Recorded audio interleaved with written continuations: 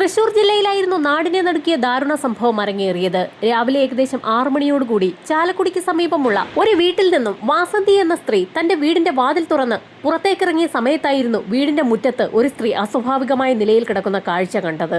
മുറ്റത്ത് കിടക്കുന്ന സ്ത്രീയെ ഒന്നുകൂടി സൂക്ഷിച്ചു നോക്കിയ വാസന്തി മോളെ എന്ന് വിളിച്ച് ഉറക്കെ നിലവിളിച്ച് കരഞ്ഞുകൊണ്ട് ആ സ്ത്രീയുടെ അടുത്തേക്ക് എത്തി. വാസന്തിയുടെ മകൾ ശൈലജ രക്തത്തിൽ കുളിച്ച് മുറ്റത്ത് കിടക്കുകയാണ്. വാസന്തിയുടെ അലർച്ച കേട്ടുകൊണ്ട് അയൽവാസികളൊക്കെ അവിടേക്ക് ഓടിയെത്തി. ആ കാഴ്ച അത്ര പന്തിയല്ല എന്ന് മനസ്സിലാക്കിയ നാട്ടുകാരിൽ ചിലർ വിവരമറിയിച്ചതിനെ തുടർന്ന് സമീപത്തുള്ള സ്റ്റേഷനിൽ നിന്നും SI ഉൾപ്പെടുന്ന സംഘം സംഭവസ്ഥലത്തേക്ക് എത്തി. പോലീസുകാർക്കൊപ്പം എത്തിയ ഫോട്ടോഗ്രാഫേഴ്സ് ക്രൈം സീനിന്റെ ചിത്രങ്ങൾ വിശദമായി തന്നെ എടുത്തു. പോലീസ് സംഘം വിശദമായി തന്നെ ശൈലജയുടെ മൃതദേഹം പരിശോധിച്ചു. ശൈലജ അസ്വാഭാവികമായ നിലയിൽ മലർന്നു കിടക്കുകയാണ്. അവരുടെ മുഖം കരിങ്കല്ല് കൊണ്ട് ഇടിച്ച് തകർത്തിരിക്കുകയാണ്. മൂക്കിന്റെ പാലം ഒടിഞ്ഞു തൂങ്ങിയ അവസ്ഥയിലാണ്. SI വിവരമറിയിച്ചതിനെ തുടർന്ന് ഫോറൻസിക് സംഘവും സംഭവസ്ഥലത്തേക്ക് എത്തി. നേരത്തെ പോലീസുകാർ കണ്ടെത്തിയ കാര്യങ്ങൾ തന്നെയാണ് ഫോറൻസിക് സംഘവും അവിടെ കണ്ടത്. ആ സ്ത്രീയുടെ മൂക്കിന്റെ പാലം ഇടിച്ചു തകർത്തിരിക്കുകയാണ്. ആ സ്ത്രീയുടെ മുഖത്ത് മൂക്കുള്ളതിന്റെ യാതൊരു ലക്ഷണവുമില്ല. അത് മാത്രവുമല്ല, താടിയെല്ലുകൾ രണ്ടായി പിളർന്നു പോയ അവസ്ഥയിലാണ്. ശൈലജയുടെ വയറിന്റെ ഭാഗത്ത് അതിശക്തമായ ഒരു ചവിട്ടേറ്റതിന്റെ ലക്ഷണവുമുണ്ട്. വസ്ത്രത്തിൽ ചവിട്ടേറ്റതിന്റെ ലക്ഷണങ്ങളുണ്ട്. അതുമാത്രവുമല്ല, ആ ചവിട്ട് വയറിന്റെ ഭാഗത്തേക്ക് ആഴത്തിൽ പതിഞ്ഞിരിക്കുകയാണ്. ചവിട്ടേറ്റ് ശൈലജ വീടിന്റെ വരാന്തയിൽ നിന്നും താഴേക്ക് വീണ ലക്ഷണമാണ് കാണുന്നത്. വീഴ്ചയിൽ നട്ടെല്ലിനും പരിക്കേറ്റിട്ടുണ്ട്. ആ വീടിന്റെ ഒരു ഭാഗത്ത് കരിങ്കല്ലുകൾ കൂട്ടിയിട്ടിട്ടുണ്ട്. അതിൽ നിന്നും കരിങ്കല്ലുകൾ എടുത്താണ് ശൈലജയുടെ മുഖം അതിക്രൂരമായി വികൃതമാക്കിയിരിക്കുന്നത്. ഫോറൻസിക് പരിശോധനകളും ഇൻക്വസ്റ്റ് നടപടികളും ഒക്കെ പൂർത്തിയാക്കി ശൈലജയുടെ മൃതദേഹം പോസ്റ്റ്മോർട്ടത്തിനായി തൃശൂർ മെഡിക്കൽ കോളേജിലേക്ക് ഷിഫ്റ്റ് ചെയ്തു. ആ പ്രദേശത്തു നിന്നും ലഭിക്കാവുന്ന തെളിവുകളൊക്കെ ഫോറൻസിക് സംഘവും പോലീസും ശേഖരിച്ചു തുടങ്ങി. ശൈലജയുടെ നഖങ്ങൾക്കിടയിൽ നിന്നും തൊലിയുടെ അംശം കണ്ടെത്തിയിട്ടുണ്ട്. ശൈലജയുടെ മുഖത്ത് ഇടിച്ചു പരിക്കേൽപ്പിക്കാൻ ഉപയോഗിച്ച കരിങ്കല്ല് അവിടെ തന്നെ രക്തം പുരണ്ട അവസ്ഥയിൽ കിടപ്പുണ്ടായിരുന്നു. ഫോറൻസിക് സംഘം പരിശോധനയുടെ ഭാഗമായി ആ കല്ല് ഒരു പ്രത്യേക കവറിലേക്ക് ഇട്ടു. ആ പ്രദേശം അത്ര പന്തിയല്ലാത്ത സ്ഥലമായതുകൊണ്ട് തന്നെ പോലീസ് സംഘം അവരുടെ പരിശോധനകൾ വേഗത്തിൽ പൂർത്തിയാക്കി പ്രദേശവാസികളെയൊക്കെ ചോദ്യം ചെയ്തു തുടങ്ങി. ചാലക്കുടി ചന്തയിലും പ്രദേശങ്ങളിലുമൊക്കെ വളരെ നന്നായി അറിയപ്പെടുന്ന ഒരു സ്ത്രീ തന്നെയാണ് വാസന്തി. വാസന്തിയുടെ ബിസിനസ് എന്താണെന്നുള്ളത് നാട്ടുകാർക്കും പോലീസുകാർക്കും ഒരുപോലെ അറിയാം. വാസന്തിയുടെ വീട്ടിലേക്ക് പകലും രാത്രിയും പല ആളുകളും എത്താറുണ്ട്. അതിനു പുറമെ അവർക്ക് ചില ഗുണ്ടാ പ്രവർത്തനങ്ങൾ കൂടിയുണ്ട്. അതുകൊണ്ടാണ് പോലീസ് സംഘം വലിയൊരു സന്നാഹത്തോടു കൂടി തന്നെ ആ പ്രദേശത്തേക്ക് എത്തിയത്. രാത്രിയിൽ വാസന്തിയുടെ വീട്ടിലേക്ക് എത്തിയ ആരോ ശൈലജയെ അതിക്രൂരമായി കൊലപ്പെടുത്തിയിരിക്കുകയാണെന്നുള്ള ഒരു നിഗമനത്തിലേക്കാണ് ആദ്യഘട്ടത്തിൽ പോലീസ് സംഘം എത്തിയത്. വാസന്തിയെക്കുറിച്ച് നാട്ടുകാർക്ക് അത്ര നല്ല അഭിപ്രായമല്ലാത്തതുകൊണ്ട് തന്നെ പോലീസ് സംഘത്തിന് വിവരം തിരക്കുന്ന കാര്യത്തിലും പ്രദേശവാസികളെ ചോദ്യം ചെയ്യുന്ന കാര്യത്തിലുമൊക്കെ വലിയ വെല്ലുവിളി തന്നെയാണ് നേരിടേണ്ടി വന്നത്. വാസന്തിയെ പോലീസ് സംഘം ചോദ്യം ചെയ്യാൻ തന്നെ തീരുമാനിച്ചു. തലേദിവസം രാത്രിയിൽ ആ വീട്ടിൽ വന്നുപോയ ആളുകളെ കേന്ദ്രീകരിച്ച് ഒരു അന്വേഷണം നടത്തിയാൽ ശൈലജയുടെ മരണത്തിന് പിന്നിൽ ആരാണെന്നുള്ളത് കണ്ടെത്താൻ അതിവേഗം തന്നെ പോലീസിന് സാധിക്കും. എന്നാൽ രാത്രിയുടെ മറവിൽ വാസന്തിയുടെ വീട്ടിലേക്ക് എത്തുന്ന ആളുകളെക്കുറിച്ചുള്ള വിവരങ്ങൾ പൂർണ്ണമായും പറഞ്ഞുകൊടുക്കാൻ വാസന്തിക്ക് തീർത്തും ബുദ്ധിമുട്ടായിരുന്നു. തലേദിവസം രാത്രിയിൽ ആ വീട്ടിലേക്ക് ആരൊക്കെ വന്നിട്ടുണ്ട് എന്നുള്ള പോലീസിന്റെ ചോദ്യത്തിന് ഇവിടെ ആരും വരാറില്ല എന്നുള്ള മറുപടിയാണ് വാസന്തി നൽകിയത്. വാസന്തിയെ പേടിച്ച് അവിടേക്ക് എത്തുന്ന ആളുകളെയൊന്നും തന്നെ നാട്ടുകാരും അത്ര ശ്രദ്ധിച്ചിരുന്നില്ല. പലരുടെയും ശ്രദ്ധയിൽ പല ആളുകളും പെടുന്നുണ്ടെങ്കിൽ പോലും ആ വിവരങ്ങളൊന്നും തന്നെ അവർ പോലീസിനോട് പറഞ്ഞതുമില്ല. അങ്ങനെ നാട്ടുകാരുടെ കയ്യിൽ നിന്നും വാസന്തിയുടെ കയ്യിൽ നിന്നും പോലീസിന് പ്രത്യേകിച്ച് ഒരു ഇൻഫർമേഷനും ലഭിച്ചില്ല.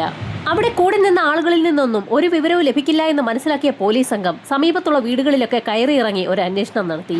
ആ അന്വേഷണത്തിന് ഫലമുണ്ടാവുകയും ചെയ്തു. വാസന്തിയുടെ വീടിന് തൊട്ടടുത്തുള്ള വീട്ടിൽ കിടപ്പിലായ ഒരു വ്യക്തിയാണ് പോലീസിന് ചില നിർണായക വിവരങ്ങൾ നൽകിയത്. അയാൾ ഒരു കിടപ്പ് രോഗി ആയതുകൊണ്ട് തന്നെ രാത്രികാലങ്ങളിൽ ഉറക്കം കുറവാണ്.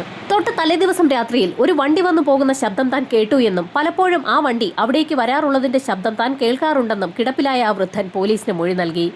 ആ വൃദ്ധൻ പറഞ്ഞ മൊഴിയുടെ അടിസ്ഥാനത്തിൽ വാസന്തിയെ പോലീസ് സംഘം ചോദ്യം ചെയ്തെങ്കിലും അങ്ങനെയൊരു വണ്ടി അവരുടെ വീട്ടിലേക്ക് വരാറേയില്ല എന്നും തലേദിവസം രാത്രിയിലും അങ്ങനെയൊരു വണ്ടി വന്നതായി തനിക്ക് അറിവില്ല എന്നും വാസന്തി പോലീസിന് മൊഴി നൽകി. ഒരേയൊരു മകളായ ശൈലജയെ നഷ്ടപ്പെട്ടിട്ടും വാസന്തി അന്വേഷണത്തോട് സഹകരിക്കാത്തതിൽ പോലീസിനും അമർഷം തോന്നി. എന്നിരുന്നാലും സംഭവം നടന്ന ദിവസം രാത്രിയിൽ വാസന്തിയുടെ വീട്ടിലേക്ക് ഒരു വണ്ടി വന്നു പോയിട്ടുണ്ടെന്ന് പോലീസ് സംഘം ഉറപ്പിച്ചു. അങ്ങനെയൊരു വണ്ടിയെക്കുറിച്ച് നാട്ടുകാരോട് ചോദിച്ചെങ്കിലും അവർക്കാർക്കും അങ്ങനെയൊരു വണ്ടിയെക്കുറിച്ച് അറിവില്ല എന്നുള്ള മറുപടിയാണ് നാട്ടുകാർ പോലീസിനോട് പങ്കുവച്ചത്. വാസന്തിയുടെ വീടുമായി ബന്ധപ്പെട്ടുള്ള കാര്യങ്ങളൊന്നും ശ്രദ്ധിക്കാൻ താല്പര്യമില്ലാത്തതുകൊണ്ട് തന്നെ നാട്ടുകാർ അത്തരത്തിലുള്ള കാര്യങ്ങളൊന്നും ശ്രദ്ധിക്കാറേ ഉണ്ടായിരുന്നില്ല. എന്നിരുന്നാലും ശൈലജയെക്കുറിച്ച് പോലീസ് സംഘം കൂടുതൽ വിവരങ്ങൾ കളക്ട് ചെയ്തു. 9 മാസങ്ങൾക്ക് മുൻപ് വിവാഹിതയായ ശൈലജ കഴിഞ്ഞ 3 മാസങ്ങളായി അമ്മയ്ക്കൊപ്പം ചാലക്കുടിയിൽ തന്നെയാണ് താമസം. സ്വാഭാവികമായി പോലീസ് സംഘം ശൈലജയുടെ ഭർത്താവിനെ കുറിച്ച് നാട്ടുകാരോട് തിരക്കുകയും നാട്ടുകാർ പറഞ്ഞ വിവരത്തിന്റെ അടിസ്ഥാനത്തിൽ ഒരു ചെറുപ്പക്കാരനെ കസ്റ്റഡിയിലെടുക്കുകയും ചെയ്തു. തന്റെ വീടുമായി പൊരുത്തപ്പെട്ടു പോകാൻ ശൈലജയ്ക്ക് ആവാത്ത സാഹചര്യത്തിൽ തങ്ങൾ തമ്മിൽ വഴക്കുണ്ടാക്കി പിരിയുകയായിരുന്നു എന്ന് ശൈലജയുടെ ഭർത്താവ് പോലീസിന് മൊഴി നൽകി. ഭാര്യ പിണങ്ങിപ്പോയി 3 മാസം പിന്നിട്ടിട്ടും ഭർത്താവ് എന്തുകൊണ്ടാണ് അന്വേഷിച്ച് ചെല്ലാത്തതെന്നായിരുന്നു പോലീസിന്റെ സംശയം. അതിന് കാരണം ശൈലജയുടെ പിതാവാണെന്ന് ആ യുവാവ് പോലീസിനോട് പറഞ്ഞു. അത് കേട്ട പോലീസുകാർക്ക് ആകെ അമ്പരപ്പായി. കാരണം ശൈലജയെക്കുറിച്ചുള്ള വിവരങ്ങൾ നാട്ടിലൊക്കെ പോലീസ് സംഘം തിരക്കിയപ്പോൾ ശൈലജയ്ക്ക് അറിയപ്പെടുന്ന ഒരു പിതാവില്ല എന്നുള്ള മറുപടിയായിരുന്നു നാട്ടുകാരൊക്കെ പോലീസിനോട് പറഞ്ഞത്. അങ്ങനെയെങ്കിൽ പിന്നെ ഏത് പിതാവിന്റെ കാര്യമാണ് ശൈലജയുടെ ഭർത്താവ് പറയുന്നതെന്നായിരുന്നു പോലീസിന്റെ സംശയം. വാസന്തയുടെ അടുത്ത് വന്നു പോകുന്ന ഏതോ ഒരാളാണ് ശൈലജയുടെ അച്ഛനെന്നല്ലാതെ ഇന്ന ആളാണ് ശൈലജയുടെ അച്ഛൻ എന്നുള്ള കാര്യത്തിൽ വാസന്തിക്കും ഒരു മറുപടിയും ഉണ്ടായിരുന്നില്ല. വാസന്തയുടെ വീട്ടിൽ അവർക്കൊപ്പം ഒരു വ്യക്തി താമസിക്കുന്നുണ്ടെന്നും അയാളെയാണ് താൻ അച്ഛനെന്ന് ഉദ്ദേശിച്ചതെന്നും ആ ചെറുപ്പക്കാരൻ പോലീസിനോട് പറഞ്ഞു. അത് മാത്രവുമല്ല, വാസന്തിക്കൊപ്പം താമസിക്കുന്ന ആ വ്യക്തിക്ക് ശൈലജയോട് ഒരു താല്പര്യമുണ്ടെന്ന് തന്റെ സുഹൃത്തുക്കൾ പറഞ്ഞ് താൻ അറിഞ്ഞുവെന്നും അതുകൊണ്ടാണ് തന്റെ ഭാര്യ ശൈലജയെ താൻ തിരികെ വിളിക്കാത്തതെന്നും ആ ചെറുപ്പക്കാരൻ പോലീസിനോട് പറഞ്ഞു. വാസന്തിക്കൊപ്പം അങ്ങനെ ഒരു പുരുഷൻ അവിടെ താമസിക്കുന്ന വിവരം ഇതുവരെ നാട്ടുകാരോ വാസന്തിയോ ആരും തന്നെ പോലീസിനോട് പറഞ്ഞിട്ടില്ല. സംശയം തോന്നിയ പോലീസ് സംഘം ഉടൻ തന്നെ വാസന്തിയെ സ്റ്റേഷനിലേക്ക് വിളിപ്പിച്ച് ചോദ്യം ചെയ്തു. തനിക്കൊപ്പം താമസിക്കുന്ന പുരുഷൻ ശ്രീധരനാണെന്ന് വാസന്തി പോലീസിനോട് പറഞ്ഞു. സംഭവം നടന്ന ദിവസം ശ്രീധരൻ വീട്ടിലുണ്ടായിരുന്നോ എന്നുള്ളതായിരുന്നു പോലീസിന്റെ ചോദ്യം. ശൈലജയുടെ മരണം സംഭവിക്കുന്നതിന്റെ തൊട്ട് തലേ ദിവസം രാത്രി 8 മണിയോടുകൂടി മദ്യപിച്ച് ശ്രീധരൻ ആ വീട്ടിലേക്ക് എത്തിയിരുന്നു. തൊട്ടടുത്ത ദിവസം രാവിലെ 4 മണിയോടുകൂടി ശ്രീധരൻ കൂപ്പിലെ തന്റെ ജോലികൾക്കായി അവിടെ നിന്നും പുറപ്പെടുകയും ചെയ്തു എന്ന് വാസന്തി പോലീസുകാരോട് പറഞ്ഞു. വെളുപ്പിന് 4 മണിയോടുകൂടിയാണ് ശ്രീധരൻ ആ വീട്ടിൽ നിന്ന് പോയതെന്ന് കേട്ടപ്പോൾ പോലീസിന് സംശയം തോന്നി. മകൾ ശൈലജയുടെ മൃതദേഹം 6 മണിയോടുകൂടിയാണ് വാസന്തിയും നാട്ടുകാരും ഒക്കെ കണ്ടത്. രാവിലെ 6 മണി കഴിഞ്ഞ സമയത്താണ് വാതിൽ തുറന്നപ്പോൾ വാസന്തി മകൾ മുറ്റത്ത് കിടക്കുന്ന കാഴ്ച കണ്ടത്. എന്നാൽ അതിരാവിലെ 4 മണിയോടുകൂടി അതേ വാതിൽ തുറന്ന് പുറത്തേക്ക് പോയ ശ്രീധരൻ ശൈലജയുടെ മൃതദേഹം കണ്ടു കാണില്ലേ എന്നുള്ള കാര്യത്തിൽ പോലീസിന് സംശയം തോന്നി. ഒരു പക്ഷേ ഇരുട്ടായതുകൊണ്ട് തന്നെ ശ്രീധരൻ മൃതദേഹം കാണാതെ പോയതാണോ എന്ന് സംശയം തോന്നിയ പോലീസ് സംഘം കാര്യത്തിന് കൂടുതൽ വ്യക്തത വരണമെങ്കിൽ ശ്രീധരനെ കസ്റ്റഡിയിലെടുത്ത് ചോദ്യം ചെയ്യണമെന്ന് തന്നെ ഉറപ്പിച്ചു. ശ്രീധരനെ കസ്റ്റഡിയിലെടുക്കാൻ പോലീസ് സംഘം തീരുമാനിച്ച സമയത്തായിരുന്നു ശൈലജയുടെ പോസ്റ്റ്മോർട്ടം റിപ്പോർട്ട് പുറത്തു വന്നത്. നേരത്തെ പോലീസുകാരും ഫോറൻസിക് സംഘവുമൊക്കെ കണ്ടെത്തിയ കാര്യങ്ങളൊക്കെ ശരിവെക്കുന്ന തരത്തിലാണ് പോസ്റ്റ്മോർട്ടം റിപ്പോർട്ട്. ശൈലജയുടെ മുഖത്തേറ്റ മാരകമായ ഇടിയുടെ ഭാഗമായി തന്നെയാണ് ശൈലജയുടെ മരണം സംഭവിച്ചിരിക്കുന്നത്. മൂക്കിന്റെ പാലം തകർന്നതിനെ തുടർന്ന് അകത്തേക്കുള്ള രക്തക്കുഴലുകൾ പൊട്ടി രക്തം തലച്ചോറിലേക്ക് വ്യാപിച്ചാണ് മരണം സംഭവിച്ചിട്ടുള്ളത്.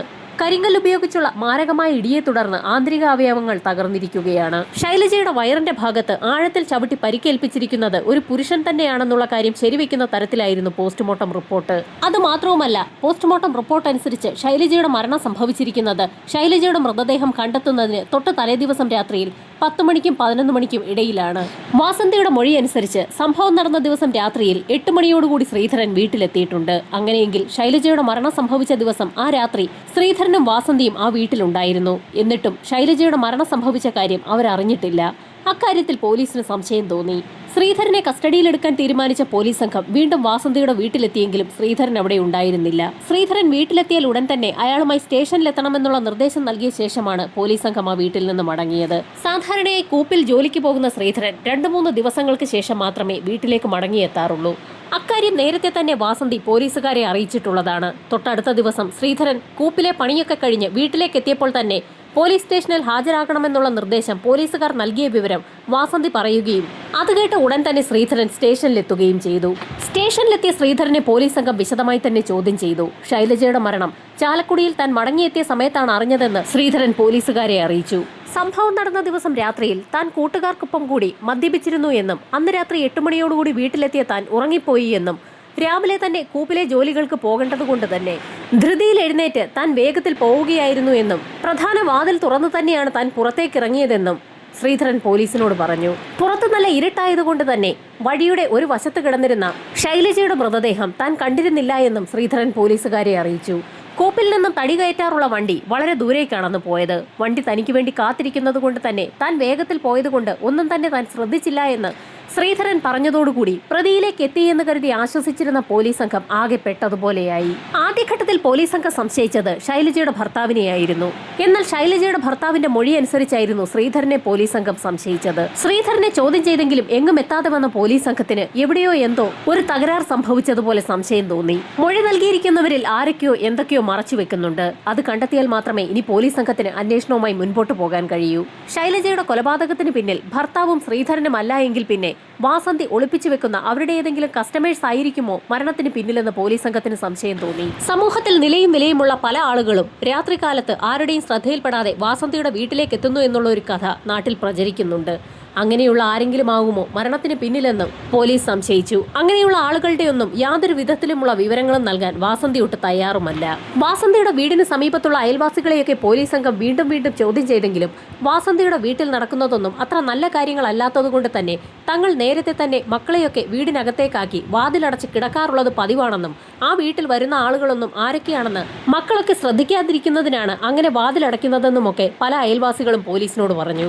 പോലീസ് സംഘം വീണ്ടും വാസന്തിയെ തന്നെ സമീപിച്ചു. തൊട്ട് തലേദിവസം രാത്രിയിൽ ആ വീട്ടിൽ വന്നു പോയിട്ടുള്ള ആളുകളെക്കുറിച്ചുള്ള വിവരങ്ങൾ വാസന്തി നൽകിയേ മതിയാകൂ എന്ന് പോലീസുകാർ പറഞ്ഞപ്പോൾ തന്റെ വീട്ടിലേക്കെത്തിയ ആളുകൾക്കൊന്നും ഇതുമായി യാതൊരു ബന്ധവും ഉണ്ടാകാൻ സാധ്യതയില്ല എന്നും എങ്കിൽ പോലും പോലീസുകാർ ചോദിച്ച സ്ഥിതിക്ക് അവരുടെ വിവരങ്ങളൊക്കെ നൽകാമെന്നും എന്നാൽ അവർക്ക് കേസുമായി യാതൊരു വിധത്തിലുമുള്ള ബന്ധമില്ല എന്ന് തെളിഞ്ഞു കഴിഞ്ഞാൽ അവരുടെയൊന്നും പേര് വിവരങ്ങൾ പുറത്തു വിടരുതെന്നും വാസന്തി പോലീസുകാരോട് പറഞ്ഞു. വാസന്തിക്ക് പോലീസ് സംഘം ആ ഉറപ്പ് നൽകുകയും ചെയ്തു. പോലീസ് സംഘം അങ്ങനെ ഒരു ഉറപ്പ് നൽകിയതും തൊട്ട് തലേദിവസം രാത്രിയിൽ ആ വീട്ടിലെത്തിയിട്ടുള്ള ആളുകളെക്കുറിച്ചുള്ള വിവരങ്ങൾ വാസന്തി പോലീസുകാർക്ക് മുൻപാകെ പറഞ്ഞുകൊടുത്തു. വാസന്തി പറഞ്ഞ പേരുവിവരങ്ങളുടെ അടിസ്ഥാനത്തിൽ ആ വ്യക്തികളെയൊക്കെ കേന്ദ്രീകരിച്ച് പോലീസ് സംഘം അന്വേഷണം ആരംഭിച്ചു. പോലീസ് സംഘം ചോദ്യം ചെയ്യാനെത്തിയത് സമൂഹത്തിൽ നിലയും വിലയുമുള്ള പല ആളുകളുടെയും വീടുകളിലേക്കാണ്. പല പ്രമുഖരും തല കുമ്പിട്ടുകൊണ്ട് തന്നെ പോലീസിന്റെ ചോദ്യങ്ങൾക്ക് ഉത്തരം പറഞ്ഞു. എന്നാൽ പോലീസ് അന്വേഷണത്തിൽ ആ വ്യക്തികൾക്ക് ആർക്കും തന്നെ ശൈലജയുടെ കൊലപാതകവുമായി യാതൊരു ബന്ധവുമില്ല എന്ന് പോലീസ് സംഘം കണ്ടെത്തി. വാസന്തി നൽകിയ ലിസ്റ്റിലുള്ള ഓരോ വ്യക്തികളെയും പോലീസ് സംഘം ചോദ്യം ചെയ്തെത്തിയത് ടൂ വീലറുള്ള ഒരു വ്യക്തിയിലേക്കാണ്. പ്രത്യേക ശബ്ദമുള്ള ഒരു ബൈക്കിൽ ഒരു വ്യക്തി ആ വീട്ടിലേക്ക് നിരന്തരം വരാറുണ്ടെന്ന് വാസന്തിയുടെ അയൽവാസിയായ ഒരു കിടപ്പുരോഗി നേരത്തെ തന്നെ പോലീസിന് മൊഴി നൽകിയിരുന്നു. എന്നാൽ ആദ്യഘട്ടത്തിലൊക്കെ വാസന്തി അങ്ങനെ ഒരു വ്യക്തി തന്റെ വീട്ടിലേക്ക് വരാറില്ല എന്നായിരുന്നു പോലീസിനോട് പറഞ്ഞിരുന്നത്. എന്നാൽ പോലീസിന്റെ ചോദ്യം ചെയ്യലിൽ നിവൃത്തികെട്ട് വാസന്തി ഇപ്പോൾ ആ ടൂ വീലർക്കാരന്റെ പേരുകൂടി പറഞ്ഞിരിക്കുകയാണ്. ആ ചെറുപ്പക്കാരൻ ഇടയ്ക്കിടെ വാസന്തിയുടെ വീട്ടിൽ പോകാറുണ്ട്. എന്നാൽ അത് വാസന്തിയെ കാണാനായിരുന്നില്ല, അവരുടെ മകൾ ശൈലജയെ കാണാൻ വേണ്ടിയാണ്. വാസന്തിക്കൊപ്പം ഇപ്പോൾ ശൈലജയും അതേ തൊഴിലുമായി രംഗത്തിറങ്ങിയിരിക്കുകയാണ്. അർദ്ധരാത്രി പിന്നിടുന്ന സമയത്ത് സ്കൂട്ടറിലാണ് ശൈലജയെ കാണാൻ ആ ചെറുപ്പക്കാരൻ എത്താറുള്ളത്. ശ്രീധരൻ കൂപ്പിലെ ജോലികൾക്കായി പോകുന്ന ദിവസങ്ങളിലാണ് ആ ചെറുപ്പക്കാരൻ ശൈലജയെ കാണാൻ എത്താറുള്ളത്. സംഭവം നടന്ന ദിവസം രാത്രിയിലും ശ്രീധരൻ ആ വീട്ടിൽ കാണില്ല എന്ന് ഉറപ്പിച്ചായിരുന്നു ആ ചെറുപ്പക്കാരൻ ശൈലജയുടെ വീട്ടിലേക്ക് എത്തിയത്. വാഹനം ഒരു വശത്തേക്ക് ഒതുക്കി വെച്ച ശേഷം ആരുടെയും ശ്രദ്ധയിൽപ്പെടാതെ ശൈലജയുടെ വീടിനകത്തേക്ക് ആ ചെറുപ്പക്കാരൻ പ്രവേശിക്കുകയും ചെയ്തു. 10:30 മണിയോടുകൂടി ചെറുപ്പക്കാരൻ ആ വീട്ടിൽ നിന്ന് പുറത്തേക്കിറങ്ങുകയും ചെയ്തു.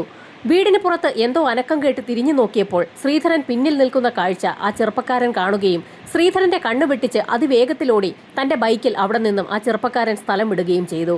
ബൈക്കിന് പിന്നാലെ ശ്രീധരൻ അല്പദൂരം ഓടിയെങ്കിലും ചെറുപ്പക്കാരനെ പിടിക്കാൻ കഴിഞ്ഞില്ല. ചെറുപ്പക്കാരൻ നൽകിയ മൊഴി വളരെ നിർണായകമായ ഒന്നാണെന്ന് പോലീസിന് വ്യക്തമായി. പോസ്റ്റ്മോർട്ടം റിപ്പോർട്ട് അനുസരിച്ച് ശൈലജയുടെ മരണം സംഭവിച്ചിരിക്കുന്നത് രാത്രി 10 മണിക്കും 11 മണിക്കും ഇടയിലാണ്. 10:30 മണിയോടുകൂടി അവിടെ നിന്നും പുറത്തേക്ക് പോയ ചെറുപ്പക്കാരൻ പിന്നീട് ശൈലജയുടെ മരണവാർത്തയാണ് കേട്ടതെന്നും ആ ചെറുപ്പക്കാരൻ പോലീസിനോട് പറഞ്ഞിട്ടുണ്ട്. ശ്രീധരനിൽ നിന്ന് കൂടുതൽ വിവരങ്ങൾ മനസ്സിലാക്കാൻ തീരുമാനിച്ച പോലീസ് സംഘം അയാൾ ജോലി ചെയ്യുന്ന സ്ഥലത്ത് ഒരു അന്വേഷണം നടത്താൻ തന്നെ തീരുമാനിച്ചു. ശ്രീധരന്റെ മൊഴി അനുസരിച്ച് സംഭവം നടന്ന ദിവസം രാത്രി ഏകദേശം 8 മണിയോടുകൂടി മദ്യപിച്ച് വീട്ടിലെത്തിയ അയാൾ ഉറങ്ങിപ്പോവുകയാണ് ചെയ്തിട്ടുള്ളത്. ജോലിക്ക് പോകേണ്ടതുകൊണ്ട് തന്നെ വെളുപ്പിന് 4 മണിയോടുകൂടി പരിസരം ഒന്നും ശ്രദ്ധിക്കാതെ തന്നെ അയാൾ അവിടെ നിന്നും പോയിട്ടുമുണ്ട്. എന്നാൽ ഇപ്പോൾ ആ ചെറുപ്പക്കാരന്റെ മൊഴി അനുസരിച്ച് രാത്രി 10:30 മണിയോടുകൂടി അതേ ചെറുപ്പക്കാരന് പിന്നാലെ ശ്രീധരൻ ഓടിയിട്ടുണ്ട്. എന്നാൽ അങ്ങനെ ഒരു ചെറുപ്പക്കാരനെ വീട്ടിൽ കണ്ട വിവരവും അയാൾക്ക് പിന്നാലെ ഓടിയ വിവരവും ഒന്നും ശ്രീധരൻ പോലീസുകാരോട് പറഞ്ഞിട്ടുമില്ല. സിഐയുടെ നിർദ്ദേശപ്രകാരം ശ്രീധരൻ ജോലി ചെയ്യുന്ന കൂപ്പിലേക്കെത്തിയ SI വർഗീസ് സംഘവും അവിടെ വിശദമായ ഒരു അന്വേഷണം തന്നെ നടത്തി. ശ്രീധരൻ പോലീസിനോട് പറഞ്ഞ മൊഴി അനുസരിച്ച് തൊട്ട് തലേ ദിവസം അയാൾ സുഹൃത്തുക്കൾക്കൊപ്പം ഇരുന്ന് ഒരുപാട് സമയം മദ്യപിച്ചിട്ടുണ്ട്. അക്കാര്യം പോലീസ് സംഘം കൂപ്പിലെ ആ ജീവനക്കാരോട് ചോദിച്ചപ്പോൾ അവർ ശരിവെക്കുകയും ചെയ്തു. തൊട്ട് തലേ ദിവസം ശ്രീധരൻ അവർക്കൊപ്പം ഇരുന്ന് ഒരുപാട് സമയം മദ്യപിച്ചിരുന്നു എന്നും മദ്യപിച്ച സമയത്ത് മരിച്ചുപോയ ശൈലജയെക്കുറിച്ച് പല കാര്യങ്ങളും തങ്ങളോട് പറഞ്ഞിരുന്നു എന്നും കൂപ്പിലുണ്ടായിരുന്ന ശ്രീധരന്റെ സുഹൃത്തുക്കൾ പോലീസിന് മൊഴി നൽകി. ശൈലജയോട് ശ്രീധരന് ഒരു താല്പര്യമുണ്ടെന്നുള്ള കാര്യം ശ്രീധരന്റെ തന്നെ സുഹൃത്തുക്കൾ പോലീസുകാരോട് പറഞ്ഞു. നേരത്തെ ഇതേ കാര്യം തന്നെ ശൈലജയുടെ ഭർത്താവും പോലീസുകാരോട് പറഞ്ഞിട്ടുള്ളതാണ്. ശ്രീധരനെ കുറിച്ച് പോലീസ് സംഘം ആ സുഹൃത്തുക്കളോട് വിശദമായി തന്നെ ചോദിച്ചു. മകൾ ശൈലജയെ കണ്ടുകൊണ്ടാണ് ശ്രീധരൻ വാസന്തിക്കൊപ്പം കൂടിയതെന്നുള്ള കാര്യം സുഹൃത്തുക്കൾ പോലീസിനോട് പറഞ്ഞു. എന്നാൽ ശൈലജയ്ക്ക് ശ്രീധരനിൽ താല്പര്യമില്ലാത്തതുകൊണ്ട് തന്നെ ശൈലജ അയാളെ എതിർത്തിരുന്നു എന്നുകൂടി സുഹൃത്തുക്കൾ പോലീസിനോട് പറഞ്ഞു. അന്വേഷണം എങ്ങും എത്തുന്നില്ല എന്ന് മനസ്സിലാക്കിയ പോലീസ് സംഘം സംഭവം നടന്ന ദിവസം വൈകുന്നേരം ശ്രീധരൻ എത്ര മണിക്കാണ് വീട്ടിലേക്ക് പോയതെന്ന് സുഹൃത്തുക്കളോട് ചോദിച്ചു. രാത്രി ഏകദേശം 10 മണിയോടുകൂടിയാണ് ശ്രീധരൻ കൂപ്പിൽ നിന്നും വീട്ടിലേക്ക് പോയതെന്ന് സുഹൃത്തുക്കൾ പറഞ്ഞതോടുകൂടി പോലീസുകാർ ആകെ അമ്പരന്നു. കാരണം ശ്രീധരന്റെ മൊഴി അനുസരിച്ച് അയാൾ അന്നേ ദിവസം വൈകുന്നേരം 8 മണിയോടുകൂടി തന്നെ വീട്ടിലെത്തിയിട്ടുണ്ട്. എന്നാൽ ഇപ്പോൾ സുഹൃത്തുക്കൾ പറയുന്നത് രാത്രി ഏകദേശം 10 മണിയായ സമയത്താണ് അയാൾ വീട്ടിലേക്ക് പോയത് എന്നാണ്. ശൈലജയ്ക്ക് സ്കൂട്ടറിലെത്തുന്ന ഏതോ ഒരു വ്യക്തിയുമായി ബന്ധമുണ്ടെന്നും ഇന്ന് തന്നെ അയാളെ കൈയോടെ പിടികൂടുമെന്നും പറഞ്ഞുകൊണ്ടാണ് മദ്യപിച്ചിരിക്കുന്നതിനിടയിൽ നിന്നും ശ്രീധരൻ കൂപ്പിൽ നിന്നും വീട്ടിലേക്ക് പോയത്. നേരത്തെ ആ സ്കൂട്ടറിലെത്തിയ യുവാവും ഇപ്പോൾ ശ്രീധരന്റെ സുഹൃത്തുക്കളും പറഞ്ഞ കാര്യങ്ങൾ വെച്ച് നോക്കുമ്പോൾ പല കാര്യങ്ങളും ഇപ്പോൾ പോലീസിന് വ്യക്തമാവുകയാണ്. ശ്രീധരനെ വീണ്ടും പോലീസ് സംഘം കസ്റ്റഡിയിലെടുത്ത് ചോദ്യം ചെയ്തു തുടങ്ങി. രാത്രി 8 മണിക്ക് വീട്ടിലെത്തിയെന്ന് പറഞ്ഞ ശ്രീധരൻ യഥാർത്ഥത്തിൽ കൂപ്പിൽ നിന്നും രാത്രി 10 മണിയോടുകൂടിയാണ് വീട്ടിലേക്ക് എത്തിയതെന്നുള്ള കാര്യം പോലീസ് പറഞ്ഞപ്പോൾ തന്നെ ശ്രീധരൻ ഒന്ന് വിളറി വെളുത്തു. താൻ പിടിക്കപ്പെട്ടു എന്ന് മനസ്സിലാക്കിയ ശ്രീധരൻ പോലീസുകാരോട് പല കാര്യങ്ങളും പറഞ്ഞു തുടങ്ങി. താൻ വീട്ടിലില്ലാത്ത സമയത്ത് ശൈലജയെ കാണാൻ ഏതോ ഒരു ചെറുപ്പക്കാരൻ സ്കൂട്ടറിലെത്താറുണ്ടെന്ന് തന്റെ സുഹൃത്തുക്കൾ പറഞ്ഞ് താൻ അറിഞ്ഞു എന്നും അയാളെ കൈയോടെ പിടികൂടുന്നതിനു വേണ്ടിയാണ് താൻ വീട്ടിലേക്ക് എത്തിയതെന്നും ശ്രീധരൻ പോലീസുകാരോട് പറഞ്ഞു. സാധാരണഗതിയിൽ 3 ദിവസം കൂടുമ്പോഴാണ് ശ്രീധരൻ വീട്ടിലേക്ക് എത്താറുള്ളത്. അന്ന് പതിവിന് വിപരീതമായി ലോഡെത്താത്ത സാഹചര്യത്തിൽ കൂപ്പിൽ ജോലിയില്ലാതിരുന്ന ഒരു ദിവസമായതുകൊണ്ട് തന്നെ കൂട്ടുകാർക്കൊപ്പം മദ്യപിച്ചിരുന്ന ശേഷം 10 മണിയോടുകൂടി താൻ വീട്ടിലേക്ക് എത്തുകയായിരുന്നു എന്നും ആ സമയത്താണ് അപ്രതീക്ഷിതമായി ആ ചെറുപ്പക്കാരനെ വീടിന് സമീപത്ത് വെച്ച് കണ്ടതെന്നും ശ്രീധരൻ പോലീസുകാരോട് പറഞ്ഞു. ശ്രീധരനെ കണ്ടപ്പോൾ തന്നെ ചെറുപ്പക്കാരൻ ബൈക്കിൽ രക്ഷപ്പെടുകയും ചെയ്തു. അയാൾ ഒരു കരിങ്കല്ലെടുത്ത് ആ ചെറുപ്പക്കാരനെ എറിഞ്ഞെങ്കിൽ പോലും അയാൾക്ക് ഏറുകൊണ്ടില്ല. ശ്രീധരൻ പറയുന്ന കാര്യങ്ങളും ആ ചെറുപ്പക്കാരൻ നേരത്തെ പോലീസുകാർക്ക് നൽകിയ മൊഴിയും തമ്മിൽ ഏകദേശം യോജിക്കുന്നുണ്ടെന്ന് പോലീസുകാർക്ക് വ്യക്തമായി. ആ ചെറുപ്പക്കാരന് ഏറുകൊള്ളാത്ത ദേഷ്യത്തിൽ ശ്രീധരൻ തിരികെ വീട്ടിലേക്ക് എത്തിയപ്പോഴായിരുന്നു വരാന്തയിൽ നിന്ന് ശൈലജ ഉറക്കെ ചിരിക്കുന്നത് ശ്രീധരന്റെ ശ്രദ്ധയിൽപ്പെട്ടത്. ശൈലജ തന്നെ കളിയാക്കി ചിരിക്കുകയാണെന്ന് മനസ്സിലാക്കിയ ശ്രീധരൻ മദ്യലഹരിയിൽ വരാന്തയിൽ നിന്നിരുന്ന ശൈലജയുടെ വയറിന്റെ ഭാഗത്തേക്ക് ആഞ്ഞു ചവിട്ടുകയും ചെയ്തു. അപ്രതീക്ഷിതമായി ചവിട്ടേറ്റ ശൈലജ മുറ്റത്തേക്ക് മറിഞ്ഞു വീഴുകയും ചെയ്തു. എന്നിട്ടും കലിയടങ്ങാത്ത ശ്രീധരൻ അവിടെ കിടന്ന ഒരു പാറക്കല്ല് ഉപയോഗിച്ച് ശൈലജയുടെ മുഖത്തേക്ക് ആഞ്ഞിടിക്കുകയായിരുന്നു. ആ പാറക്കല്ല് ഉപയോഗിച്ച് ശ്രീധരൻ തന്റെ അരിശം മുഴുവൻ ശൈലജയുടെ മുഖത്ത് തീർത്തു. ഏതാനും നിമിഷങ്ങൾക്കകം തന്നെ ശൈലജയുടെ മരണവും സംഭവിച്ചു. ശ്രീധരനെ ഒഴിവാക്കി ശൈലജ ആ ചെറുപ്പക്കാരന്റെ പിന്നാലെ പോയതിലുള്ള അരിശം മുഴുവൻ അങ്ങനെ താൻ തീർക്കുകയായിരുന്നു എന്ന് ശ്രീധരൻ പോലീസുകാരോട് പറഞ്ഞു. ശ്രീധരന്റെ മൊഴി രേഖപ്പെടുത്തിയ പോലീസ് സംഘം തൊട്ടടുത്ത ദിവസം തന്നെ തെളിവെടുപ്പിനായി ശ്രീധരനെ വാസന്തിയുടെ വീട്ടിലെത്തിച്ചു. ശ്രീധരൻ കുറ്റക്കാരനാണെന്ന് തെളിയിക്കുന്ന തരത്തിലുള്ള ലാബ് റിപ്പോർട്ടുകളാണ് പിന്നീട് പുറത്തു വന്നത്. ശൈലജയുടെ നഖത്തിനിടയിൽ നിന്ന് ശേഖരിച്ച മാംസവും തൊലിയുടെ അംശവും ശ്രീധരന്റേത് തന്നെയെന്ന് DNA പരിശോധനയിൽ വ്യക്തമായി. തെളിവെടുപ്പ് പൂർത്തിയാക്കിയ പോലീസ് സംഘം മജിസ്ട്രേറ്റിന് മുൻപാകെ ശ്രീധരനെ ഹാജരാക്കി റിമാൻഡ് ചെയ്തു. എല്ലാ തെളിവുകളോടും കൂടി പോലീസ് സംഘം കുറ്റപത്രം കോടതിയിലും സമർപ്പിച്ചു. വാദപ്രതിവാദങ്ങൾക്കൊടുവിൽ കോടതി ശ്രീധരന് 12 വർഷത്തെ തടവാണ് വിധിച്ചത്. എന്നാൽ ശ്രീധരന് കോടതി നൽകിയ ശിക്ഷ കുറഞ്ഞുപോയി എന്ന് പല ഭാഗത്തു നിന്നും ആക്ഷേപമുയർന്നു. ഇതിനിടയിൽ മറ്റൊരു സംഭവം ഉണ്ടായി. ഒരു ദിവസം രാത്രിയിൽ വാസന്തിയുടെ വീടിന് തീപിടിച്ചു. നാട്ടുകാർ ചേർന്ന് തീവച്ചതായിരിക്കാമെന്ന അഭ്യൂഹങ്ങൾ പരക്കുകയും ചെയ്തു. ആ വീടിനുള്ളിൽ പോലീസുകാരും നാട്ടുകാരും ചേർന്ന് തിരച്ചിൽ നടത്തിയെങ്കിലും വാസന്തിയുടെ ഡെഡ് ബോഡി മാത്രം കണ്ടെത്താൻ കഴിഞ്ഞില്ല. തീർത്തും ദുരൂഹ സാഹചര്യത്തിലാണ് വാസന്തി അപ്രത്യക്ഷയായിരിക്കുന്നത്. വാസന്തിക്ക് എന്താണ് സംഭവിച്ചതെന്നുള്ളതിലുള്ള അന്വേഷണം പോലീസ് സംഘം ഊർജിതമാക്കിയിരിക്കുകയാണ്.